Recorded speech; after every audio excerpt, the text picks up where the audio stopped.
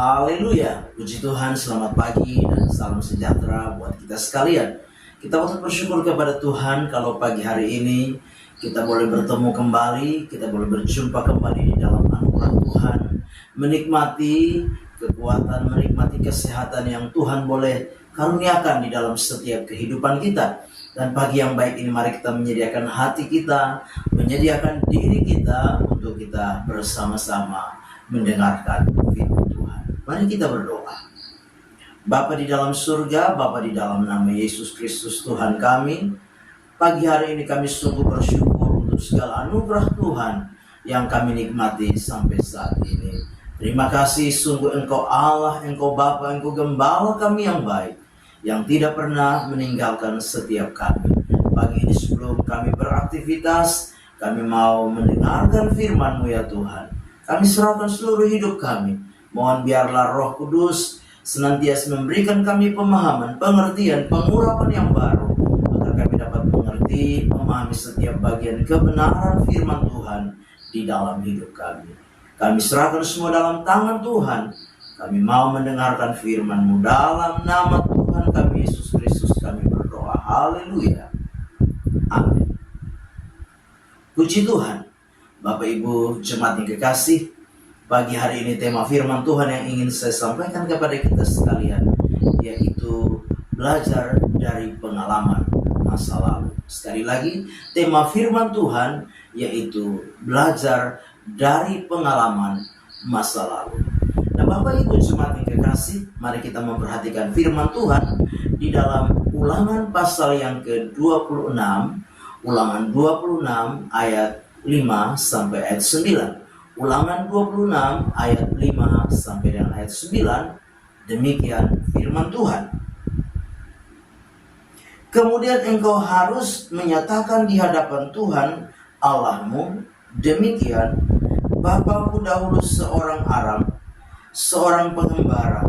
Ia pergi ke Mesir dengan sedikit orang saja dan tinggal di sana sebagai orang asing, tetapi di sana ia menjadi suatu bangsa yang besar, kuat, dan banyak jumlahnya. Ketika orang Mesir menganiaya dan menindas kami dan menyuruh kami melakukan pekerjaan yang berat, maka kami berseru kepada Tuhan Allah nenek moyang kami. Lalu Tuhan mendengar suara kami dan melihat kesengsaraan dan kesukaran kami dan penindasan terhadap kami.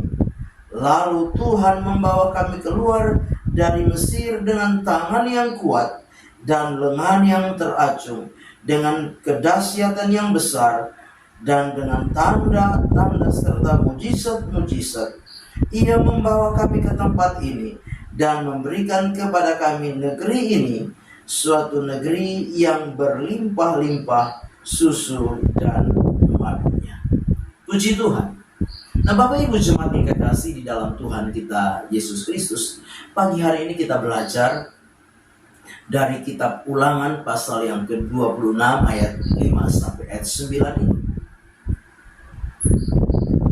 Kita dapat memperhatikan, kita dapat melihat bagaimana Nabi Musa ketika menyampaikan bagian firman Tuhan yang sudah kita baca ini kepada orang-orang Israel, kepada umat Israel, kepada bangsa pilihan Tuhan. Kita belajar bahwa Musa kembali mengingatkan umat Israel. Musa kembali mengingatkan bangsa Israel sebagai umat pilihan Allah, bagaimana perbuatan Tuhan di tengah-tengah kehidupan mereka di masa yang lalu. Bagaimana keberadaan daripada umat Israel pada awalnya. Firman Allah jelas di dalam ayat yang kelima, kita perhatikan bahwa bangsa Israel, cikal bakal bangsa Israel di Mesir dimulai ketika Tuhan mengutus Yusuf ada di Mesir. Bahkan ketika Yusuf menjadi orang kedua dari pemerintahan Firaun saat itu. Dan ketika Yusuf menjadi orang kedua di Mesir, maka seluruh keluarganya dibawa ke Mesir pada saat masa kelaparan 7 tahun. Yakub sebagai orang tuanya, sebagai ayahnya, bersama dengan saudara-saudaranya, bersama dengan seluruh keluarganya, masuk dan menempati tanah Goshen di Mesir, kurang lebih dengan 70 jiwa. Nah, Bapak Ibu jemaat yang kekasih, firman Allah menjelaskan bahwa sekalipun awalnya cikal bakal orang Israel hanya 70 orang, tetapi dengan jelas firman Allah berkata bahwa di dalam perkembangan selanjutnya, di dalam ayat yang kelima dikatakan bahwa pada akhirnya bangsa ini menjadi suatu bangsa yang kuat, menjadi suatu bangsa yang besar, menjadi bangsa yang banyak jumlahnya. Nah, kenyataan inilah yang disampaikan oleh Musa kepada orang Israel, supaya mereka mengerti, supaya mereka menyadari bahwa walaupun dahulunya mereka adalah cikal bakal dari nenek moyang mereka, dari 70 orang menjadi bangsa yang kuat, bangsa yang besar, bangsa yang banyak jumlahnya. Mengingatkan kepada mereka tentang apa? Tentang satu keadaan masa lalu, bangsa yang mungkin saat itu tidak diperhitungkan, tetapi kenyataannya dalam perkembangannya menjadi bangsa yang kuat, bangsa yang besar, dan banyak jumlahnya. Nah, keadaan ini, kenyataan ini yang membuat apa? Firaun berupaya untuk apa? Memusnahkan bangsa Israel. Caranya dengan apa? Kita tahu bersama, firman Tuhan menjelaskan bahwa setiap anak laki-laki yang lahir dari keluarga bangsa Yahudi, setiap anak laki-laki yang lahir dari orang-orang Israel, dari wanita-wanita Israel, dititahkan oleh Firaun supaya apa? Dibunuh, supaya dibinasakan. Tetapi kita memperhatikan Tuhan menolong orang-orang Israel, sehingga apa? Firaun membuat lagi satu keputusan, satu ketetapan untuk apa? Memperkerjakan orang-orang Israel dengan pekerjaan yang berat. Kita dapat memperhatikan di dalam ayat yang ke-6, ketika orang Mesir menganiaya dan menindas kami dan menyuruh kami melakukan pekerjaan yang berat. Kita tahu bersama bahwa orang-orang Israel diperbudak dengan pekerjaan yang berat, membuat mereka mengalami penderitaan, mengalami kesengsaraan dalam waktu yang cukup lama, yaitu selama 430 tahun. Dan kemudian kita memperhatikan lewat firman Tuhan, Tuhan mengutus Nabi Musa untuk apa? Untuk membawa umat Israel keluar dari Mesir menuju kepada tanah perjanjian, tanah Kanaan. Firman Tuhan dengan jelas berkata, tanah yang berlimpah-limpah susu dan madunya. Nah, Bapak Ibu jemaat yang kekasih, kita memperhatikan lewat bagian firman Tuhan ini untuk kita mau belajar bersama-sama lewat peristiwa bagaimana Musa kembali mengingatkan orang Israel tentang keadaan mereka dahulu dan tentang pertolongan Tuhan yang Tuhan sudah nyatakan di dalam kehidupan mereka, untuk mengingatkan kepada mereka bagaimana hidup mereka, bagaimana keadaan mereka, kondisi mereka, dan bagaimana pertolongan Tuhan di dalam kehidupan mereka. Nah, lewat peristiwa ini kita mau belajar ada beberapa poin yang kiranya juga menjadi perenungan bagi kita sekalian dari peristiwa keadaan masa lalu orang Israel, bagaimana pertolongan Tuhan bagi mereka. Ada beberapa hal yang poin penting yang perlu kita pelajari bersama-sama pagi hari ini. Yang pertama adalah untuk mengingatkan kepada mereka bagaimana perbuatan Tuhan yang dahsyat dalam hidup mereka. Untuk apa? Kembali membangkitkan iman mereka. Jadi poin yang pertama yang Musa ingin sampaikan kepada mereka supaya apa? Supaya membangkitkan iman orang-orang Israel, membangkitkan iman orang-orang pilihan Tuhan. Nah, Bapak Ibu jemaat yang kekasih, firman Tuhan jelas. Tadi kita memperhatikan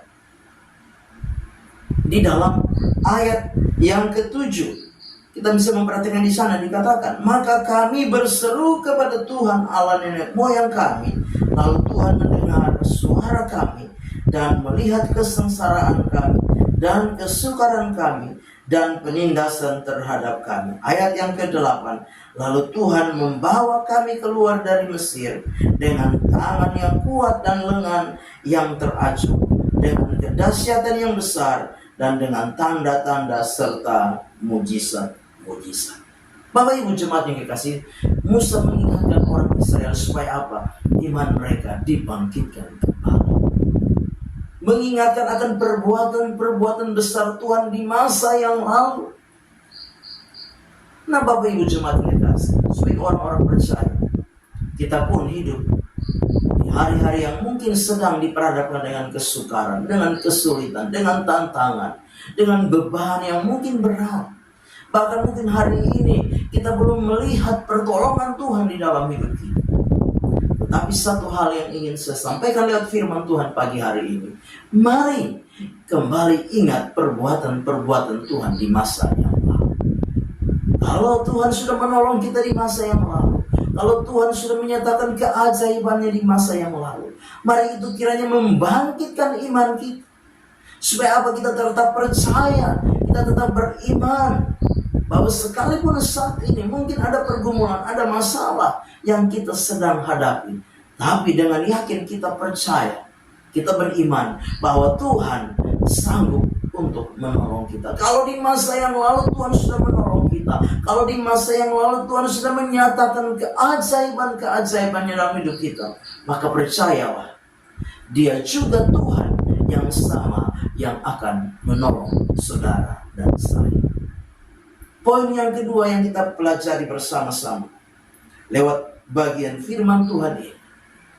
Poin yang kedua, supaya kita belajar mengandalkan Tuhan di dalam hidup kita.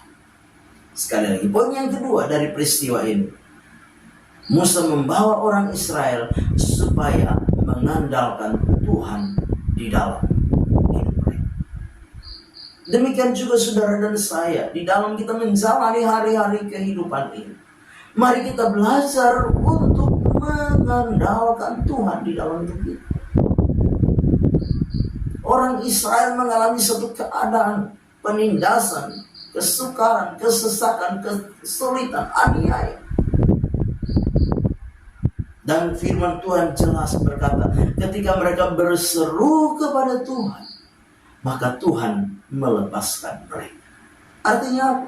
Artinya bahwa Tuhan mau umatnya mengandalkan Dia, termasuk saudara, saya, kita semua. Mari belajar mengandalkan Tuhan di dalam setiap kehidupan. Jangan pernah kita lupa kepada Tuhan. Jangan pernah kita menjadi putus asa karena keadaan, kondisi, dan situasi. Jangan pernah kita menjadi kecewa dan meninggalkan Tuhan. Tapi hari ini lewat firman Tuhan, pagi ini lewat firman Tuhan, kita belajar untuk apa? Mengandalkan Tuhan di dalam hidup kita. Musa mengingatkan orang-orang Israel bahwa dahulu mereka berseru kepada Tuhan dan Tuhan dengar, Tuhan jawab, Tuhan melepaskan mereka. Sehingga apa? Sehingga sekarang kalau mereka mengalami masalah, kalau sekarang mereka mengalami keadaan kesesakan, mereka pun harus apa? Kembali berseru kepada Tuhan, kembali datang kepada Tuhan. Ini yang Tuhan mau. Bapak Ibu jemaat yang dikasihi, firman Tuhan berkata, diberkatilah orang yang mengandalkan Tuhan. Bapak Ibu jemaat yang kekasih, tidak akan menjadi sia-sia kalau kita mengandalkan Tuhan di dalam hidup kita.